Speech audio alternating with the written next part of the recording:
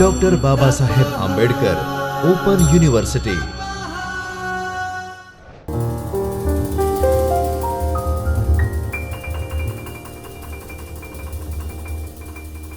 નમસ્કાર, બાબા સાહેબ આંબેડકર ઓપન યુનિવર્સિટીમાં હું આપનું હાર્દિક સ્વાગત કરું છું.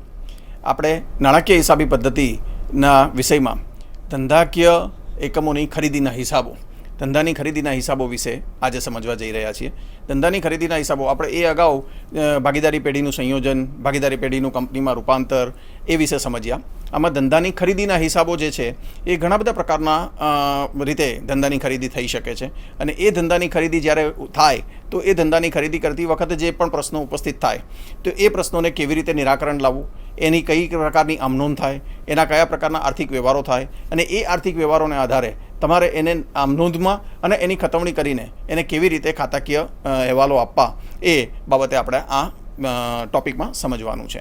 તો આપણે ધંધાની ખરીદીના હિસાબો વિશે આપણે સમજવા જઈ રહ્યા છીએ. તો હું આપને સૌપ્રથમ ધંધાની ખરીદીના હિસાબોમાં કેવી રીતે થાય, ધંધાની ખરીદીના હિસાબો શું છે.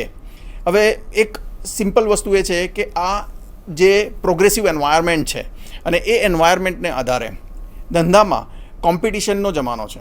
સાથે સાથે એ કોમ્પિટિશનની સાથે તમારી પાસે ઘણા બધા ઓપ્શન્સ છે કે ધંધાને કેવી રીતે આગળ વધારવો, ધંધાને આગળ વધારવા માટે તમારે કયા કયા પ્રકારના નિર્ણયો લેવાના, મૂડીને કેવી રીતે વધારવી, મૂડી ક્યાંથી લાવવી, કયા પ્રકારના વ્યક્તિઓને સાથે જોડવા, કયા પ્રકારનો ધંધો જે છે એ કયા કયા લેવલ ઉપર આગળ લઈ જવો, કયા પ્રકારના નિર્ણયો કરવાથી તમે વધુને વધુ માર્કેટ જે છે એ કવર કરી શકો, તમારી જે વસ્તુનું ઉત્પાદન કરો છો એ વસ્તુના ઉત્પાદનમાં આગળ વધુ કઈ વસ્તુનું ઉત્પાદન કરી શકાય, અથવા તો બેકવર્ડ ઇન્ટિગ્રેશન, પાછળ કઈ વસ્તુઓનું ઉત્પાદન કરી શકાય, અથવા તો વર્ટિકલ ઇન્ટિગ્રેશન્સ, તમે એટ અ ગ્લાન્સ કઈ રીતે તમે એનું ઉત્પાદન કરી શકો.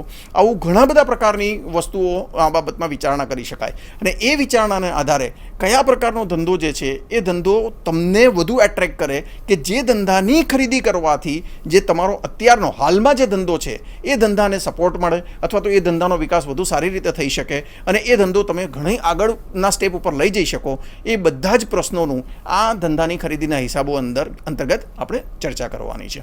અને એ ચર્ચા કર્યા બાદ તમે કયા પ્રકારના વ્યવહારો થાય છે અને એ વ્યવહારોને આધારે તમે કઈ આમનોંધ અને એની ખતવણી કરીને એના ખાતાકીય વ્યવહારો બનાવી અને એના પાકા સરવૈયા સુધી અથવા તો ફાઇનાન્શિયલ સ્ટેટમેન્ટ સુધી બનાવવાનું હોય છે એ આપણે જોવાનું છે. તો આપણે ધંધાના ખરીદીના હિસાબો ઉપર આગળ ચાલીએ. અને ધંધાના ખરીદીના હિસાબોમાં અહીંયા આપણે સૌપ્રથમ એની વાત જે છે, હવે ધંધાનો વિકાસ જે છે એ વિસ્તરણ જે છે એ ઘણા બધા લેવલ ઉપર હોઈ શકે. મેં તમને કીધું એ પ્રમાણે કે સપોઝ માની લો કે તમારો ધંધો જે છે એ અમદાવાદ ડિસ્ટ્રિક્ટ પૂરતો મર્યાદિત હોય. માની લો કે અમદાવાદ ડિસ્ટ્રિક્ટને બદલે તમે એના આજુબાજુના ડિસ્ટ્રિક્ટમાં એટલે કે જિલ્લા લેવલ ઉપર વિકાસ્યો હોય. કદાચ એવું બને કે એ એક રાજ્યને છોડીને, ગુજરાત રાજ્યને છોડીને મહારાષ્ટ્ર, રાજસ્થાન સુધી તમે એને વિસ્તૃત કર્યો હોય. એવું પણ બની શકે કે તમે અમુક ઝોનમાં, સમગ્ર દેશને અમુક ઝોનમાં ડિવાઈડ કરીને એ ઝોન વાઇઝ તમારા ધંધાને વિકાસ કરવાની કોશિશ કરેલી હોય. તો આ એક સ્ટેપ છે. એ સ્ટેપને આધારે તમે ધંધાના વિકાસનો ઉત્તરોત્તર કેવી રીતે વિકાસ કરવો છે એના સ્ટેપ નક્કી કરી અને એનો વિકાસ નક્કી કરીને એના જે પણ સ્ટેપ લેવાના છે, એના માટે જે પણ નિર્ણયો લેવાના છે એ નિર્ણયો તમે નક્કી કરવાના છે. એમ તમે રાષ્ટ્રીય લેવલ ઉપર, આંતરરાષ્ટ્રીય લેવલ ઉપર કઈ રીતે તમારે ધંધાને આગળ વધારવું છે, અથવા તો જે ધંધો કરી રહ્યા છો એ ધંધાની હરીફાઈમાં કેવી રીતે ટકી રહેવું છે. તો એ હરીફાઈમાં ટકી રહેવા માટે તમારે શું શું કરવું પડશે, તમારી વસ્તુની ઉત્પાદનની ક્ષમતા જે કહે છે એ કેવી રીતે વધારવી પડશે, વસ્તુનું ઉત્પાદન જે છે એની ક્વોલિટી જે છે એના ક્વોલિટી એન્હાન્સમેન્ટ કેવી રીતે, તમારે સ્ટાન્ડર્ડ કેવી રીતે ડિઝાઇન કરવાના થશે, જે વસ્તુઓની ઉત્પાદનની ક્વોલિટી તમારી છે એ ક્વોલિટીને આધારે તમે બીજી કઈ ક્વોલિટીને તમે રિફ્લેક્ટ કરી શકો છો, એમાં વધારે ને વધારે સારી રીતે કેવી રીતે તમે આગળ વધી શકો છો. માન લો કે તમારું અત્યારે ધંધો જે કરી રહ્યા છો એ કોઈ એકાંકી કંપની હોય, ઇન્ડિવિજ્યુઅલ ધંધો હોય તો એમાંથી ભાગીદારી પેઢીમાં વધી શકાય, ભાગીદારી પેઢીમાંથી ખાનગીમાં વધી શકાય, ખાનગી કંપનીમાંથી પબ્લિક કંપનીમાં વધી શકાય. અને આ જે છે અલ્ટિમેટલી તમારા ધંધાનો ઉત્તરોત્તર જે વિકાસ છે એ વિકાસને ધ્યાનમાં રાખીને તમારે આ નિર્ણયો કરવાના હોય છે. હવે ભાગીદારી પેઢી જે છે એની ઘણી બધી મર્યાદાઓ છે. જેમ કે ભાગીદારી પેઢીમાં એક તો લિમિટેડ ભાગીદારો હોય છે. હવે એ ભાગીદારોમાં અમુક ભાગીદારો હોય છે છે જે એક્ટિવ હોઈ શકે, અમુક ભાગીદારો જે છે એ પેસિવ હોઈ શકે. એટલે અમુક જે છે એક્ટિવ ભાગીદારો જે ભાગીદારી પેઢીની અંદર કન્ટિન્યુઅસલી એમનું પોતાનું કોન્ટ્રીબ્યુશન, એમના પોતાના નિર્ણય શક્તિ, એમની પોતાની આવડત એ બધાનો અંદર ભાગ ભજવતા હોય છે. ત્યારે અમુક ભાગીદારો એવા છે કે જે માત્ર ને માત્ર મૂડી જ લાવે છે, અંદર બીજા કોઈ પણ પ્રકારનો ભાગ ભજવતા નથી. તો આ એક લિમિટેશન છે. મૂડીની મર્યાદા છે. અમુક રિસ્ટ્રિક્ટેડ મૂડી સાથે તમારે ધંધો કરવો પડતો હોય છે, તો એ મૂડીની મર્યાદા પણ અંદર છે. સંચાલનની મર્યાદા છે. સંચાલનની મર્યાદા એટલા માટે છે કારણ કે ભાગીદારો લિમિટેડ છે. હવે ભાગીદારો જ્યારે લિમિટેડ છે તો નેચરલી છે કે જેટલા ભાગીદારો જે છે એ ભાગીદારો વચ્ચે જ સમગ્ર સંચાલનને વહેંચણી કરવામાં આવે છે. તો એવું બની શકે કે જે ઓછા ભાગીદારો હોય તો કદાચ બધા જ ડિપાર્ટમેન્ટો ભાગીદારો વતી હેન્ડલ કરવામાં ના આવે, અથવા તો એને મેનેજ કરવામાં ના આવે, સંચાલિત કરવામાં ના આવે. તો એવા સંજોગોમાં અમુક વખત તમારે અમુક બીજા ભાગીદારોની પણ જરૂર પડે, અથવા તો અમુક બીજા વ્યક્તિઓની જરૂર પડે જેને તમારે સ્કિલ્ડ પર્સન અથવા તો જે આવડતવાળી વ્યક્તિઓ છે એને બહારથી હાયર કરવા પડે પગાર ઉપર, અને એમને એ ડિપાર્ટમેન્ટને સોંપવામાં આવે. તો આ પણ એક પરિસ્થિતિ ઊભી થાય. બીજું કે તમારે જે પણ ભાગીદારી પેઢી જે છે એ ભાગીદારી પેઢીને વિસ્તૃત કરવા માટે, જે વિસ્તૃત કરવા માટેનો જે તમારી પાસે સ્કોપ છે, જે એરિયા છે, જે આ સુધી તમારે એને વિસ્તૃત કરવો છે, તો એ વિસ્તૃત કરવા માટેનો જે એરિયા છે એને નિર્ણય કર્યા બાદ તમારે વધુને વધુ વ્યક્તિઓનું અંદર મૂડીની અને વ્યક્તિઓની પણ જરૂરિયાત ઊભી થાય. તો આવા સંજોગોમાં તમે ભાગીદારી પેઢીનો જે તમારો સ્ટ્રક્ચર છે એ સ્ટ્રક્ચરને બદલીને તમે બીજી કોઈ સ્ટ્રક્ચરમાં જઈ શકો છો. જેમ કે ભાગીદારી પેઢીને બદલે તમે કંપનીના સ્વરૂપમાં પણ જઈ શકો છો, અને એના માટે તમને સૌથી મોટો એડવાન્ટેજ એ થાય છે કે તમે વધુ મૂડી મેળવી શકો છો. જાહેર લોકો પાસેથી અને પબ્લિક પાસેથી પણ એ મૂડી મેળવી શકો છો. વધુને વધુ લોકોને તમારા ધંધામાં ઇન્વાઇટ કરી શકો છો. તમારો જે જ્યુરિસ્ડિક્શન છે, જે તમારો એરિયા છે ધંધો કરવાનો, એ ધંધો કરવાનો એરિયા અથવા તો જ્યુરિસ્ડિક્શન કરતાં પણ તમારો ધંધો કરવાનો જે વસ્તુઓને વેચાણ કરવા માટેનો જે એરિયા છે એને તમે ઘણો બહોળા પ્રમાણમાં વિસ્તૃત કરી શકો છો. તો આ તમામ વસ્તુઓ જે છે એ તમે આને આધારે નિર્ણય કરી શકો છો.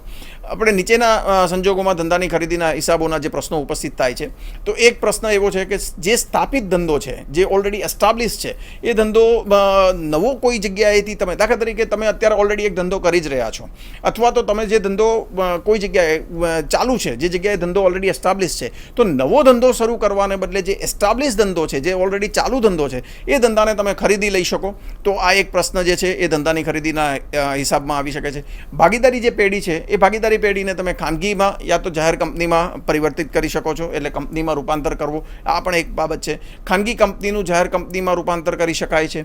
હરીફાઈ ટાળવા માટે એક કંપની જે છે એ બીજી કંપની કે પેઢીને ખરીદી લે છે, અને અથવા તો પેઢીનું સંયોજન કરે છે, જેમ કે આપણે આગળ સમજી ગયા.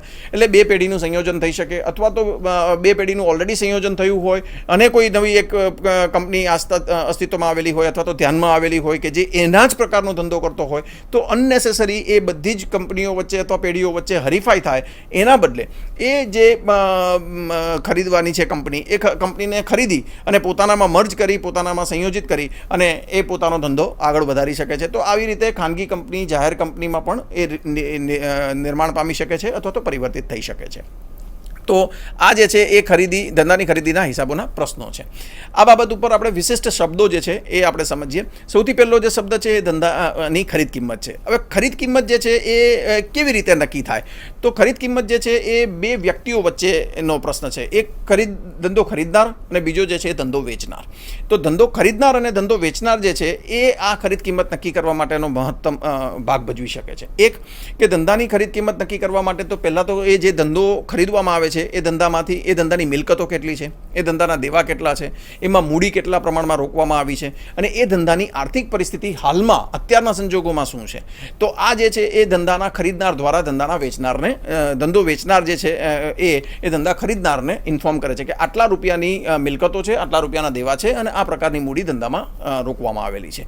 તો આને આધારે બે વ્યક્તિઓ દ્વારા, ખરીદનાર અને વેચનાર દ્વારા એક ચોક્કસ કિંમત નક્કી કરવામાં આવે છે કે આ મિલકતો અથવા તો દેવાઓ લેવાથી, અથવા તો એ મિલકતો અને દેવાઓની સામે જે અવેજના રૂપમાં જે કંઈ રકમ ચૂકવવામાં આવે એને આધારે ધંધાની ખરીદ કિંમત નક્કી કરવામાં આવે છે. તો આમ પહેલો જે શબ્દ જે છે એ ધંધાની ખરીદ કિંમત. તો ખરીદ કિંમત નક્કી કરવા માટે ખરીદનાર અને વેચનાર વચ્ચે એ ચોક્કસ રીતે ધંધાની ખરીદ કિંમત નક્કી કરવામાં આવે છે, જેના માટે આપણી પાસે બે મેથડ છે. એક ચોખ્ખી મિલકતને આધારે નક્કી કરી શકાય છે, અને બીજું જે છે એ અવેજી પદ્ધતિને આધારે નક્કી કરી શકાય છે. હવે ચોખ્ખી મિલકતને આધારે કેવી રીતે તમે ધંધાની ખરીદ કિંમત નક્કી કરી શકો? તો ચોખ્ખી મિલકતને એ આધારે નક્કી કરી શકાય કે તમારી પાસે જે પાકું સરવૈયું છે એ પાકા સરવૈયાની આમાં મિલકત લેણા બાજુ જેટલી પણ તમારી પાસે મિલકતો છે જેમાં તમારી પાસે વાસ્તવિક મિલકતો છે, એટલે વાસ્તવિક મિલકતોમાં તમારી પાસે જે ફિક્સ મિલકતો છે, કાયમી મિલકતો છે, રોકાણો જે છે, કાયમી મિલકતો સિવાય ચાલુ મિલકતો જે છે, તો આ જે મિલકતો છે એનો સરવાળો કરી અને એમાંથી જેટલા પણ દેવાઓ છે, સપોઝ કોઈ પણ કંપની એ મિલકતો અને દેવા, જે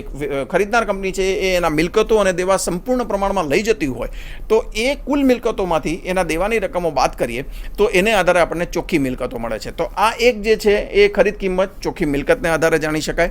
અને જે બીજી કિંમત, બીજી જે મેથડ છે અવેજી ને આધારે, અવેજી પદ્ધતિને આધારે જાણી શકાય. તો હવે અવેજી પદ્ધતિ શું છે?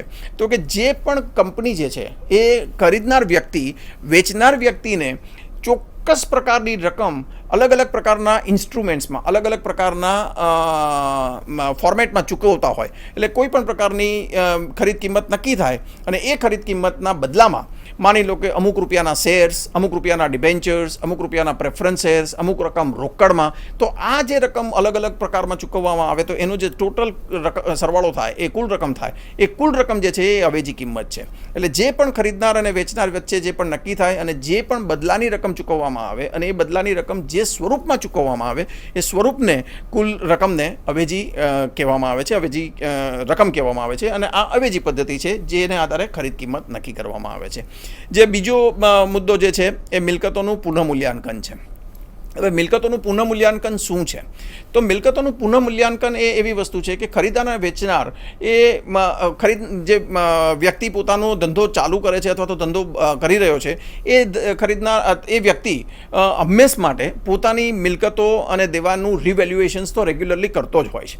એટલે દર વર્ષે દરેક મિલકત જે છે એ મિલકતનો જે પણ વપરાશ થાય એ વપરાશને આધારે એમાં ઘસારો માઇનસ કરી અને ઘસારો બાદ કર્યા બાદ એની જે કંઈ કિંમત આવે તેને પાકા સરવૈયામાં નોંધતો હોય છે.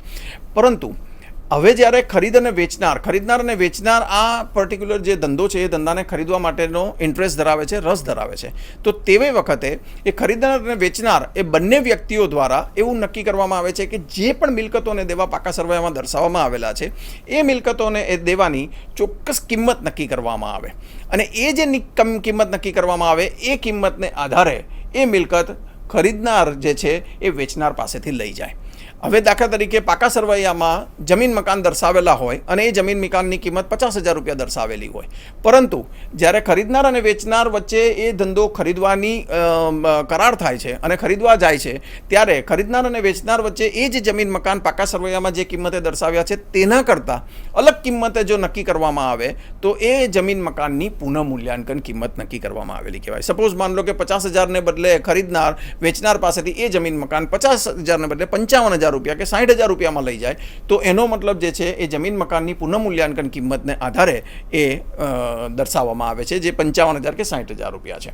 કદાચ એવું પણ બને કે ફર્નિચર જે છે એ 25,000 રૂપિયા છે અને એને 20,000 રૂપિયામાં ખરીદનાર વેચનાર પાસેથી લઈ જાય તો એ જે છે 20,000 રૂપિયા એ પુનઃમૂલ્યાંકન કિંમત છે. આમ મિલકતોનું પુનઃમૂલ્યાંકન જે છે એ જ્યારે પણ ખરીદનાર અને વેચનાર વચ્ચે જે ધંધો ખરીદવા વેચવા માટેનો કરાર થાય અને ધંધાનું સ્વરૂપ, અંતિમ સ્વરૂપ નક્કી થાય તે વખતે જે મિલકતોની પુનઃમૂલ્યાંકન અથવા તો મિલકતોની પુનઃ કિંમત નક્કી કરવામાં આવે એ મિલકતોની પુનઃ કિંમત નક્કી કરવા આવેલી કિંમતને મિલકતોની પુનઃમૂલ્યાંકન કિંમત કહેવામાં આવે છે. આપણે એના પછી જે છે એ જવાબદારીઓની ચકાસણી છે. તો જવાબદારીઓ જે છે, જેમ મિલકતોનું પુનઃમૂલ્યાંકન થાય છે એવી જ રીતે જવાબદારીઓમાં પણ ચકાસણી થાય છે. હવે એવું બની શકે કે જ્યારે ધંધો ખરીદનાર અને વેચનાર વચ્ચે જે ચોક્કસ દેવાઓ દર્શાવેલા છે, જે જવાબદારીઓ દર્શાવેલી છે, જવાબદારીઓમાં એવું પણ બને કે અનામતો પણ હોઈ શકે, કોઈ ભંડોળના સ્વરૂપમાં પણ હોઈ શકે, જવાબદારીઓ એટલે દેવાઓના સ્વરૂપમાં પણ હોઈ શકે, લેણદારો છે, દેવી હુંડી છે, આવા કોઈ પણ પ્રકારના સ્વરૂપમાં હોઈ શકે. હવે આમાં એવું પણ બની શકે ખરીદનાર અને વેચનાર વચ્ચે જ્યારે ધંધો ખરીદવાની જે પણ કરાર થતા હોય છે તે વખતે કદાચ ખરીદનાર કોઈ પણ પ્રકારના દેવાઓ લઈ ન જાય. આ એક પરિસ્થિતિ છે. યા તો એવું બને કે જે દેવાઓ પાકા સરવૈયામાં દર્શાવે છે એ દર્શાવેલી કિંમતે પણ ન લઈ જાય અથવા તો કોઈ અલગ કિંમતે લઈ જાય અથવા તો એમાંથી અમુક ચોક્કસ પ્રકારના દેવાઓની જ ચૂકવણી કરે, અમુક દેવાઓની ચૂકવણી ન કરે. આવા દરેક પ્રકારના વસ્તુઓ, આમાં દરેક પ્રકારના પ્રશ્નો આમાં ઉપસ્થિત થઈ શકે છે જ્યારે જવાબદારીઓની ચકાસણી કરવામાં આવે ત્યારે. તો એ જે જવાબદારીઓની ચકાસણી કરતી વખતે જે પણ રકમ ખરીદનાર અને વેચનાર વચ્ચે નક્કી થાય અથવા તો જે પણ કરાર નક્કી થાય એ આધારે જવાબદારીઓની ચકાસણી કર્યા બાદ જ ખરીદનાર વેચનાર પાસેથી સ્વીકારતી હોય છે. એટલે જવાબદારીઓની જે ચકાસણી છે એ ખરીદનાર દ્વારા એ જ સ્વરૂપમાં કરવામાં આવતી હોય છે કે જે જવાબદારીઓ આપવાની છે એ જવાબદારીઓ એટલી મોટા સ્વરૂપમાં તો નથી ને, જે પાકા સર્વેમાં દર્શાવી છે એ જ સ્વરૂપમાં છે કે એનાથી કોઈ મોટા સ્વરૂપમાં કે અલગ સ્વરૂપમાં તો નથી ને, એ જ ચકાસણી ખરીદનાર દ્વારા કરવામાં આવતી હોય છે. અવેજની ચૂકવણી જે ચોથી ટર્મ્સ છે, અવેજની ચૂકવણી જે છે એ એવી છે કે ખરીદનાર અને વેચનાર વચ્ચે જે ખરીદ કિંમત નક્કી કરવામાં આવી છે એ ખરીદ કિંમત નક્કી કર્યા બાદ જે રકમ ખરીદનાર વેચનારને ચૂકવે છે. હવે ખરીદનાર જ્યારે એ વેચનારને ચૂકવે છે ત્યારે એવું પણ બને કે કોઈ પણ પ્રકારના ઇન્સ્ટ્રુમેન્ટ કોઈ સ્વરૂપમાં ચૂકવે, યા તો એવું પણ બને કે રોકડમાં ચૂકવે, એના અમુક ચોક્કસ રકમના શેર્સ આપે, ડિબેન્ચર્સ આપે, પ્રેફરન્સ શેર્સ આપે, જેમ કે મેં આગળ કીધું એમ. તો એ જે પણ સ્વરૂપમાં ચૂકવણી થતી હોય, જે ફોર્મેટમાં એની ચૂકવણી થતી હોય એ ચૂકવણીને અવેજની ચૂકવણી કહેવામાં આવે છે. એટલે અવેજ જે છે એ કોઈ પણ સ્વરૂપમાં હોઈ શકે, એ શેરના સ્વરૂપમાં પણ હોઈ શકે, ડિબેન્ચરના સ્વરૂપમાં પણ હોઈ શકે, રોકડના સ્વરૂપમાં પણ હોઈ શકે. અલ્ટિમેટલી ખરીદનાર દ્વારા વેચનારને જે ખરીદ કિંમત નક્કી કરે છે એ ખરીદ કિંમતના બદલામાં જે પણ સ્વરૂપમાં અવેજ ચૂકવે એને અવેજની ચૂકવણી કહેવામાં આવે છે. તો આમ આપણે આ જે બધા પારિભાષિક શબ્દો છે એ આપણે સમજ્યા છીએ. ખરીદ કિંમતની જે ગણતરી જે છે એમાં અવેજ પદ્ધતિ જે છે, જેમાં આપની સમક્ષ પ્રેઝન્ટેશનમાં અવેજની પદ્ધતિમાં ખરીદ કિંમત કેવી રીતે ગણી શકાય એ આપ્યું છે. તો આપ એમાં નજર કરો. અવેજની પદ્ધતિમાં સૌથી પહેલાં તો જે પદ્ધતિમાં ખરીદનાર કંપની વેચનાર કંપની જે અવેજ આપે છે એનું એક ઉદાહરણ આપ્યું છે, જેમાં એ કંપની બી કંપનીને ખરીદ કિંમત પેટે રોકડ 10 લાખ રૂપિયા, શેર્સ 5 લાખ અને ડિબેન્ચર 3 લાખ આપવાનું નક્કી કરે. તો ખરીદ કિંમતની ગણતરી કેવી રીતે થાય? જેમ કે આપણે હમણાં ઉપર કીધું કે અવેજ જે છે એ અવેજ કયા સ્વરૂપમાં અથવા તો કઈ રીતે આપી શકાય? તો અવેજ કોઈ પણ સ્વરૂપમાં આપી શકાય. શેર્સના સ્વરૂપમાં આપી શકાય, ડિબેન્ચરના સ્વરૂપમાં આપી શકાય, રોકડ કે બેંકના સ્વરૂપમાં આપી શકાય. તો જુઓ તમે કે શેર્સ જે છે એ 5 લાખના આપ્યા છે, ડિબેન્ચર જે છે એ 3 લાખના આપ્યા છે, રોકડ જે છે એ 10 લાખના સ્વરૂપમાં આપી છે. આમ 18 લાખ રૂપિયાની જે ચૂકવણી કરી છે. તો આને આધારે આપણને અવેજ પદ્ધતિના આધારે આપણને ખરીદ કિંમત જે મળે છે એ કેટલી મળે છે? 18 લાખ રૂપિયા. આમ જે એ કંપની જે છે એ બી કંપનીને ખરીદ કિંમત પેટે 18 લાખ રૂપિયા ચૂકવે છે. જે 18 લાખ રૂપિયા 3 સ્વરૂપમાં ચૂકવાય છે. એક રોકડના સ્વરૂપમાં ચૂકવાય છે, બીજા શેર્સના સ્વરૂપમાં ચૂકવાય છે અને ડિબેન્ચરના સ્વરૂપમાં ચૂકવાય છે. એવું જરૂરી નથી કે આ ત્રણેય સ્વરૂપમાં ચૂકવાય. કદાચ એવું પણ બને કે એ કંપની જે છે એ બી કંપનીને અંદર ઇન્વોલ્વ ન કરવા માગતી હોય, ભાગીદાર તરીકે કે પાર્ટનર તરીકે કે શેર હોલ્ડર તરીકે ઇન્વોલ્વ કરવા ન માગતી હોય. તો આવા સંજોગોમાં એવું બની શકે કે જે પણ રકમ એ ચૂકવે છે એ રોકડમાં પણ ચૂકવી શકે. માન લો કે એને શેર હોલ્ડર તરીકે નહીં પણ ડિબેન્ચર હોલ્ડર તરીકે રાખવા માગતી હોય, તો એવા સંજોગોમાં સંપૂર્ણ રકમ ડિબેન્ચરના સ્વરૂપમાં પણ ચૂકવી શકે છે. માન લો કે એને સંપૂર્ણ રીતે શેર હોલ્ડરના રૂપમાં જ અંદર ધંધામાં એને રાખવો છે, જે કંપનીને ખરીદે છે એ કંપનીના માલિકોને, તો એ સંપૂર્ણ રકમ શેર્સના સ્વરૂપમાં પણ ચૂકવી શકે. અલ્ટિમેટલી જે પણ સ્વરૂપમાં અવેજ ચૂકવાય એ અવેજ જે છે એ એની ખરીદ કિંમત થાય છે. અહીંયા આ ધંધો જે ખરીદવામાં આવે છે એની અવેજ 18 લાખ રૂપિયા ચૂકવાય છે, માટેની ખરીદ કિંમત 18 લાખ રૂપિયા થાય છે. આપણે આગળ ચાલીએ. ચોખ્ખી મિલકતની પદ્ધતિ. જે ચોખ્ખી મિલકતની પદ્ધતિ જે છે એમાં ખરીદ કિંમત આપવામાં નથી આવતી, પરંતુ એ ખરીદ કિંમત શોધવાની હોય છે. એ કેવી રીતે શોધવાની હોય છે? તો એ ઉદાહરણમાં છે. ઉદાહરણમાં દર્શાવ્યા પ્રમાણે જે પાકું સરવૈયું હોય એ પાકા સરવૈયામાં જે મિલકતો જે છે એ મિલકતો અને દેવા કઈ કઈ કિંમતે લેવામાં આવે અને એ કિંમતને આધારે પાઘડીની કિંમત પણ એમાં નક્કી કરવામાં આવે અને આને આધારે જે છે ખરીદ કિંમત નક્કી થાય. દાખલા તરીકે ઉદાહરણમાં આપણે એવું માની લઈએ છીએ કે નક્કી કરેલી કિંમત જે છે મિલકતોની, જે મિલકતો XYZ કંપની છે, યા તો આપણે ઉપરના જ ઉદાહરણને ધ્યાનમાં રાખીને કરીએ કે એ કંપની બી કંપનીને ખરીદવા જાય છે, ત્યારે બી કંપની પાસેની જે મિલકતો જે છે એ મિલકતો એ કંપની 25 લાખ રૂપિયામાં લઈ જાય છે. તો નક્કી કરેલી જે કિંમત છે મિલકતોની એ 25 લાખ રૂપિયા છે. હવે બી કંપની પાસે દેવાઓ પણ છે, એ પણ એ કંપની લઈ જાય છે. તો એ નક્કી કરેલી જે કિંમતે દેવા લઈ જાય છે એ 10 લાખ રૂપિયા છે. એનો મતલબ 10 લાખ રૂપિયાના દેવા પણ એ કંપની બી કંપની પાસેથી લઈ જાય છે. તો આ જે રકમ જે છે એ માઇનસ કર્યા બાદ 15 લાખ વધે છે. ઉપરાંત એ બીજા પાઘડીના સ્વરૂપમાં અમુક રકમ ચૂકવવાની વાત કરે છે, જે એ કંપની બી કંપનીને પાઘડીના સ્વરૂપમાં અમુક રકમ ચૂકવવાની વાત કરે છે. તો એ 3 લાખ રૂપિયા છે. એટલે જે ચોખ્ખી મિલકત જે છે એ કઈ રીતે આવી? તો કે કુલ મિલકતો જેમાં રહી જતી રકમ જે છે તે 25 લાખ છે. એમાંથી જે દેવા લઈ જાય છે એની જે રકમ ચૂકવવાના છે એ 10 લાખ રૂપિયા છે. એટલે 25માંથી 10 બાદ કરીએ તો 15 લાખ. અને એના કરતાં ઉપરાંત જે રકમ અમુક ચૂકવે છે એ 3 લાખ રૂપિયા, જે પાઘડી પેટે ચૂકવે છે, એટલે એ પ્લસ કરવામાં આવે તો 15 ને 3 18 લાખ રૂપિયા. આમ જે એ કંપની બી કંપનીને ચોખ્ખી ચોખ્ખી મિલકતની આધારે જે ખરીદી કરે છે એની જે ખરીદ કિંમત આવે છે એ 18 લાખ રૂપિયા આવે છે. તો આ આધારે એની ખરીદ કિંમત 18 લાખ રૂપિયા થાય છે, જે કે ધંધાની ખરીદ કિંમત નક્કી કરવામાં આવી છે.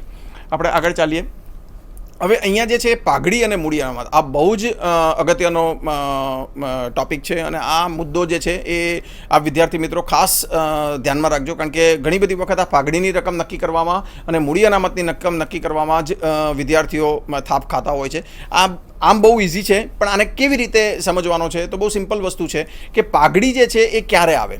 તો મારે તમને એક જ વસ્તુ કહેવી છે કે જે ચોખ્ખી મિલકત તમે શોધી છે, ચોખ્ખી મિલકત કેવી રીતે શોધી છે તો કે કુલ મિલકતો તમારે જે પણ એક ધંધો જે છે એ બીજા ધંધા એટલે ખરીદનાર જે છે વેચનાર પાસેથી જે મિલકતો લઈ જાય છે અને એની જે કિંમત થાય છે એને કુલ મિલકતો કહે છે. કુલ મિલકતો એમાંથી માન લો કે કોઈ ચોક્કસ રકમના દેવા જો ચૂકવતા હોય તો એ દેવાની રકમ બાદ કરે છે. જેમ કે ઉપરના ઉદાહરણમાં તમે જોયું કે મિલકતો જે લઈ જાય છે એ 25 લાખ રૂપિયામાં લઈ જાય છે, એમાંથી જે છે એ દેવાની રકમ 10 લાખ રૂપિયા ચૂકવે છે, એટલે 25 લાખમાંથી 10 લાખ રૂપિયા માઇનસ કર્યા તો તમારી પાસે જે બાકી રકમ વધી એ 15 લાખ રૂપિયા વધી. એ જે 15 લાખ રૂપિયા વધ્યા એ ચોખ્ખી મિલકત થયા. હવે તમે ફરીથી નાપો પ્રેઝન્ટેશનમાં જો 15 લાખ રૂપિયા જે વધ્યા છે એ 15 લાખ રૂપિયાની ઉપર પાઘડીની રકમ કેવી રીતે નક્કી થઈ તો કે ખરીદ કિંમત તમને આપવામાં આવેલી હોય અને જો એ ખરીદ કિંમતની રકમ 18 લાખ રૂપિયા છે અને ચોખ્ખી મિલકતની કિંમત જે છે એ ખરીદ કિંમત કરતાં ઓછી હોય, એટલે ખરીદ કિંમત રકમ જે છે એ ચોખ્ખી મિલકત કરતાં વધુ હોય તો જે તફાવતની રકમ આવે એ તફાવતની રકમ જે છે એ પાઘડી આવે. તમે જોઈ શકો છો કે પાઘડી જે છે એ ફોર્મ્યુલા આપેલી છે તમને કે પાઘડી જે છે એ ધંધાની ખરીદ કિંમત માઇનસ ચોખ્ખી મિલકતો. એનો મતલબ શું થયો કે જે ચોખ્ખી મિલકતોની જે રકમ છે એ ચોખ્ખી મિલકતોની રકમ એ ધંધાની ખરીદ કિંમત કરતાં ઓછી છે.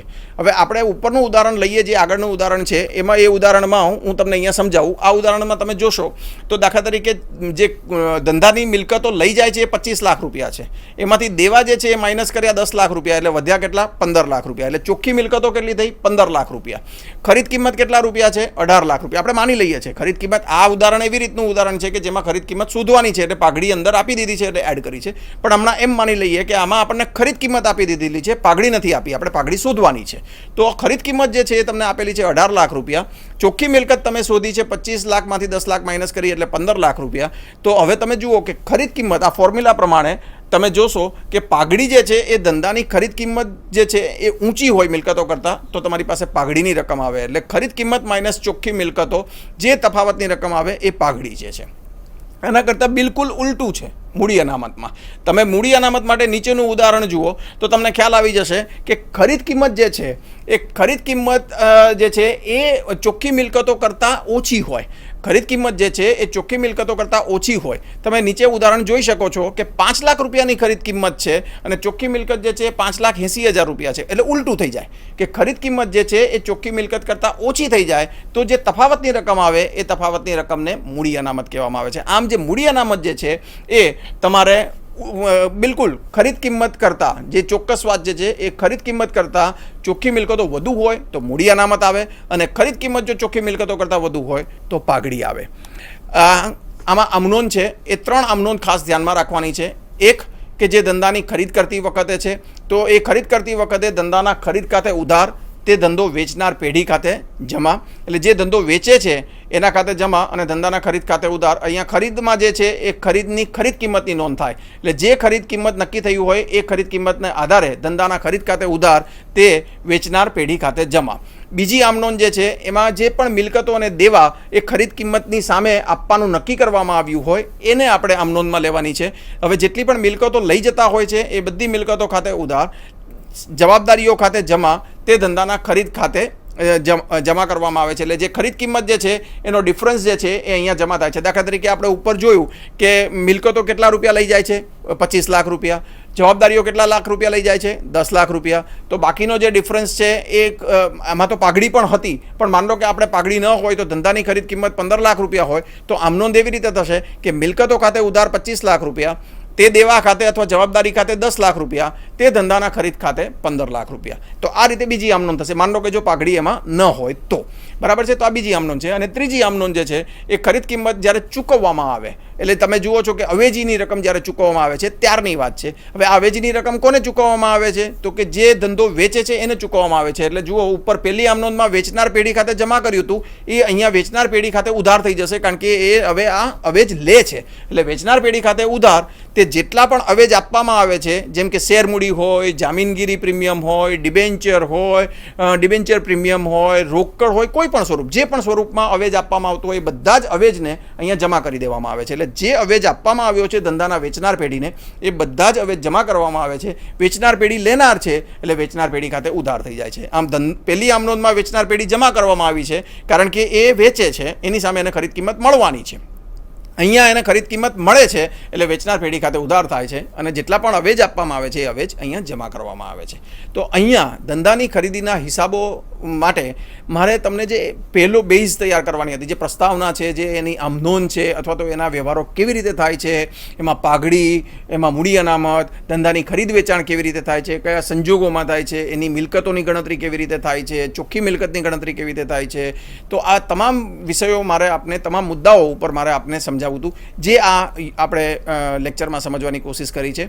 આને આધારે હવે પછીના લેક્ચરમાં આપણે એના ઉદાહરણ લઈશું, અને એ ઉદાહરણના દ્વારા આપણે સમજવાની કોશિશ કરીશું કે ધંધાની ખરીદીના હિસાબોમાં જે આર્થિક વ્યવહારો થાય છે એ આર્થિક વ્યવહારોના આધારે એના ઉદાહરણોનો કેવી રીતે સોલ્વ કરી શકાય.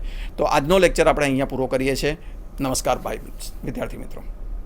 स्वाध्यायः परमं तप